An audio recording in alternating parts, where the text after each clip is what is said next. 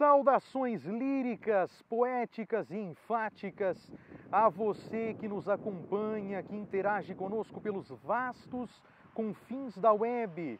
Eu sou Hélio Baragatti, este é o Sala de Poesia, em sua edição de número 43. Hoje, abordando o processo criativo que conduz à composição de um poema. No caso, o poema Passo, que é um indrizo de minha autoria. Esse poema ainda permanece inédito e eu vou compartilhá-lo pela primeira vez com vocês.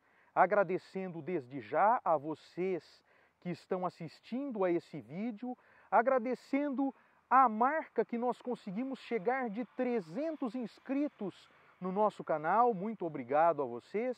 E se você estiver assistindo a esse vídeo e não estiver inscrito ou inscrita no canal, por favor inscreva-se, dê o seu like, ative o sininho, as notificações e dê essa força para nós, para que nós continuemos falando de poesia, o que hoje em dia tem sido algo bastante difícil, ainda mais no Brasil, ainda mais em meio à realidade sombria que se tem vivido no mundo, um mundo até em guerra, nós diríamos, por causa daquela situação lá na Europa, que vocês já sabem do que é que se trata.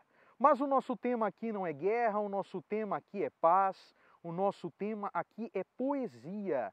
E por falar em poesia, eu faço a seguinte pergunta a vocês que estão assistindo. Será que a arte, será que a poesia, um poema, uma obra de arte é algo que se explica? Rainer Maria Rilke, nas cartas que ele endereçou a Franz Capus, disse que não, que a arte não deve ser explicada, que a poesia não deve ser explicada. Fernando Pessoa, segundo citado por Sofia de Melo Braimer Andresen, uma poetisa portuguesa, quando ia falar sobre o surgimento de um poema, sobre a composição de um poema, ele simplesmente dizia: aconteceu-me um poema. E isso bastava. A própria poetisa Sofia de Melo Braimer Andresen diz na sua série de textos intitulada Arte Poética que o poema para ela, a poesia para ela, nascia feita, que simplesmente emergia. Não é? O poema aparece feito, ela dizia, e simplesmente emerge. João Cabral de Melo Neto diz que para se compor um poema é necessário 10% de inspiração e 90% de transpiração. Eu não acredito que seja assim, eu penso que devam ser 50-50 ou coisa parecida, né? Mas existe uma razão de ser para que o João Cabral de Melo Neto tenha dito isso, né? A ideia da poesia como trabalho e não como um simples acontecimento. É uma espécie de tentativa de se valorizar o trabalho do poeta. Assim como ocorre, por exemplo, em Profissão de Fé, o poema de Olavo Bilac, onde ele compara a profissão do poeta à profissão do escultor. O trabalho de burilar as palavras ao trabalho de golpear a pedra com o cincel para se obter a escultura perfeita. Então, há quem entenda a poesia também como algo quase que matemático.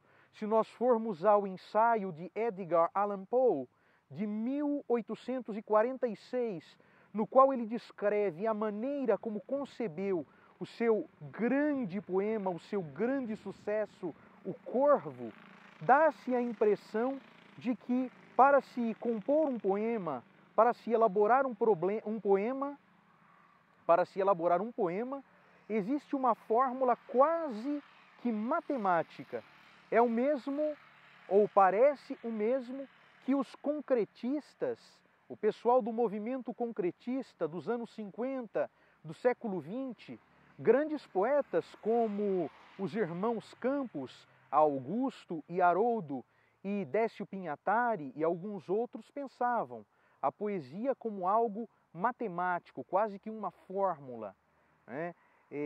Em princípio, Ferreira Goulart também pensava assim, mas depois foi se afastando desse pensamento com o movimento neoconcreto e depois do seu poema Enterrado. Aliás, o poema Enterrado é algo bastante interessante. Era uma sala no subsolo, a qual você descia por uma escada, e a partir do momento em que você descia e entrava no poema, você encontrava 3 cubos. Um cubo vermelho, você retirava esse cubo, abaixo dele havia um verde, retirava-se o verde e encontrava-se um branco, e nesse branco, em uma de suas faces, estava escrito Rejuvenesça. Então era um poema objeto, né? Era um poema, uma instalação, um objeto artístico. Todas as tentativas que houve de se transformar o poema em um objeto, né, a poesia em objeto, eu penso que resultaram infrutíferas. Daí a dizer, como eu disse no início, que se deva propor uma equação, algo equalizado, né, uma proporção, pelo menos de igualdade, entre inspiração e transpiração, ou entre engenho e arte, como dizia Camões e como diziam os poetas da sua época. Havia o engenho, que era o gênio, a criatividade, o surgimento, né, espontâneo, criativo do poema, e a arte, que era a artesania, a escultura, o trabalho que se impunha, né, para que o poema fosse gerado. Então o poema não é só inspiração, não é só transpiração, não é só pensamento, não é só sentimento, não é só elucubração, não é só alumbramento, tá ok? E eu faço toda essa introdução para falar sobre um poema, esse poema chamado Passo, que é um indrizo, como eu falei no início. O nosso vídeo anterior nós falamos sobre o indrizo, o tipo de composição que é o indrizo e os tipos de indrizos que podem ser feitos.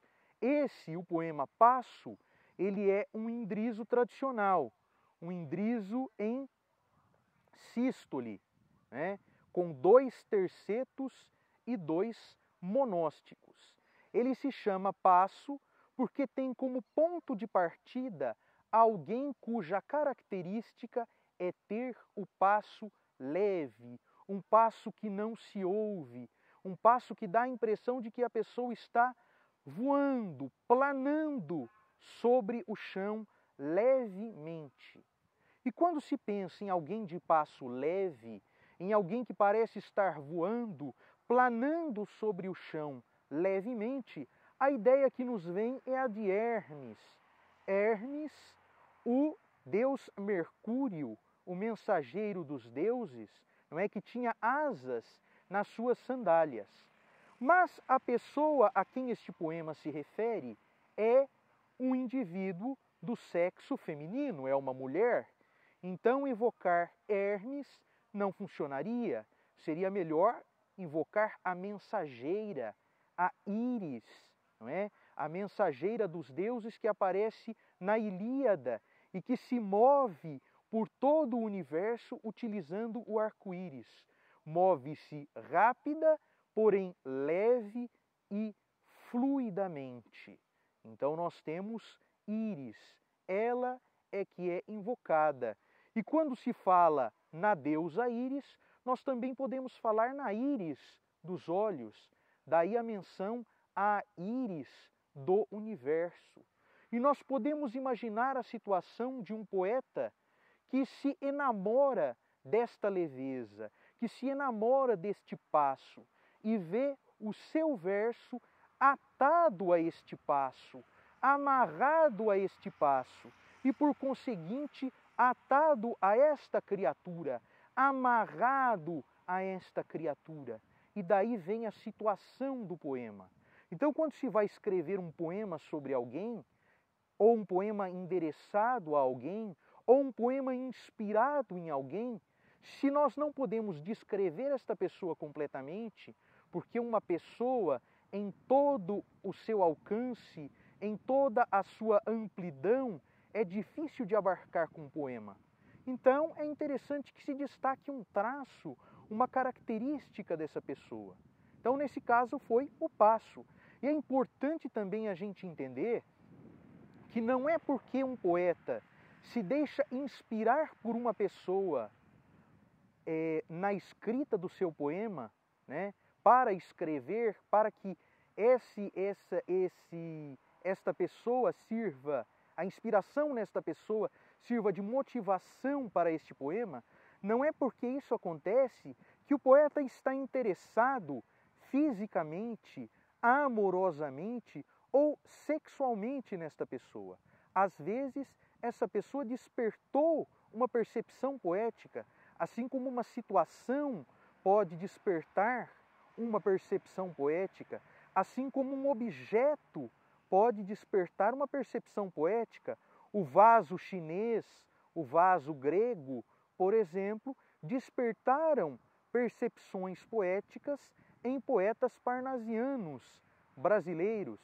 Não é? Uma simples passante despertou uma percepção poética em Baudelaire. Baudelaire tem um poema que se chama A uma Passante. Aquela pessoa passando por ele despertou nele a percepção poética da transitoriedade das coisas que passam, que fluem e que não voltam, as coisas, as pessoas, as lembranças que não regressam. Então, às vezes nós não precisamos nem conhecer a pessoa pessoalmente, basta um traço daquela pessoa, uma característica que nos chame a atenção para que seja despertada uma percepção poética. Por exemplo, esta pessoa a quem que inspirou ou cujo passo serviu de motivação para o poema era uma pessoa que eu conhecia, mas por quem eu não tinha nenhum interesse, além da questão poética de retratar o seu passo, a leveza do seu passo e a fluidez com que essa pessoa se deslocava de um lugar para o outro. É interessante a gente pensar nisso, né? Um poeta pode escrever sobre todos os temas, pode escrever sobre todas as pessoas, pode escrever sobre todos os objetos, desde que o seu texto tenha poesia, desde que o seu texto transmita algo, desde que do seu texto se produza, se perceba a aparição, a manifestação de um sentimento. E por que é que foi escolhido o Indrizo para escrever esse poema? Porque o Indrizo é um poema pequeno e um passo é uma coisa pequena. Então, para combinar com o passo, escolheu-se o Indrizo. Poderia ser um haikai, mas o Indrizo era a forma poética, a forma fixa que me ocorria na mente à época em que esse poema foi escrito. E aí você vai me perguntar, Hélio, mas, por exemplo, o Joyce, o James Joyce, ele escreveu Ulisses. Ulisses é um livro imenso. E a história do Ulisses se passa em um dia. Sim, mas é um contraste que ele optou por estabelecer e é algo muito presente no romance moderno. Né? O Ulisses não é um poema, é um romance. E é um romance moderno. Nos romances modernos, tem-se a presença do monólogo interior, tem-se a presença do fluxo de consciência. Então é um campo aberto para que um dia,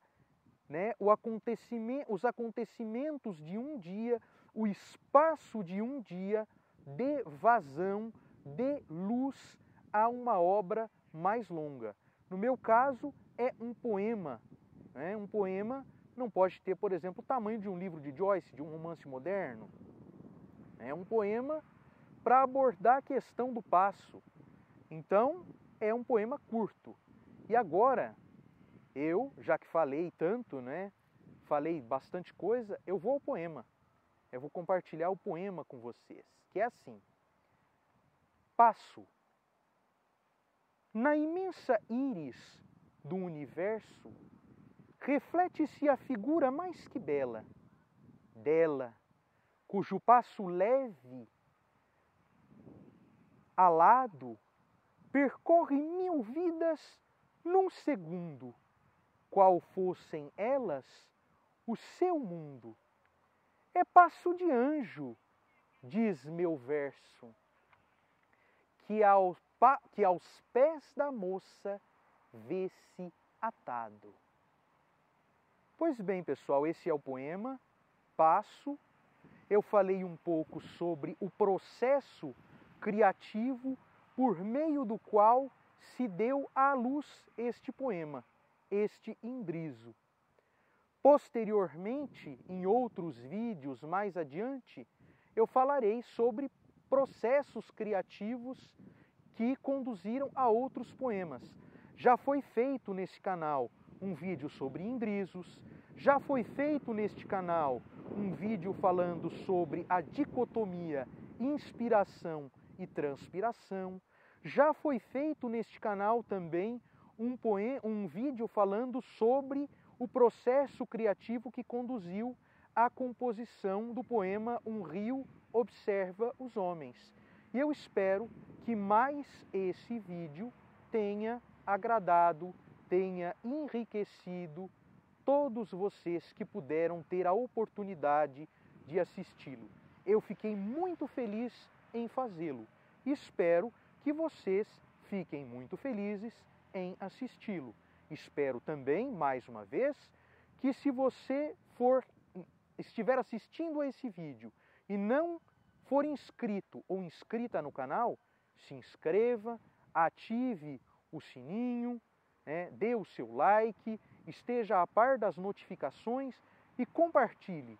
Divulgue esse canal, Sala de Poesia, a todos os seus amigos, se gostar, se não gostar, aos inimigos, para que nós possamos aumentar ainda mais o nosso grupo, a nossa família, o nosso número de seguidores, que já é de 300 pessoas.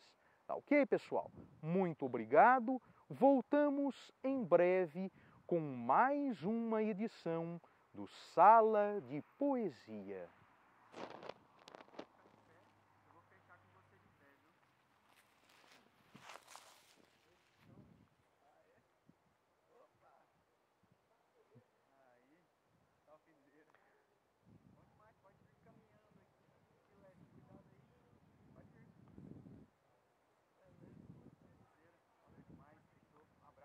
Maravilha. O que você achou? Que bom. Aqui, 1, 2.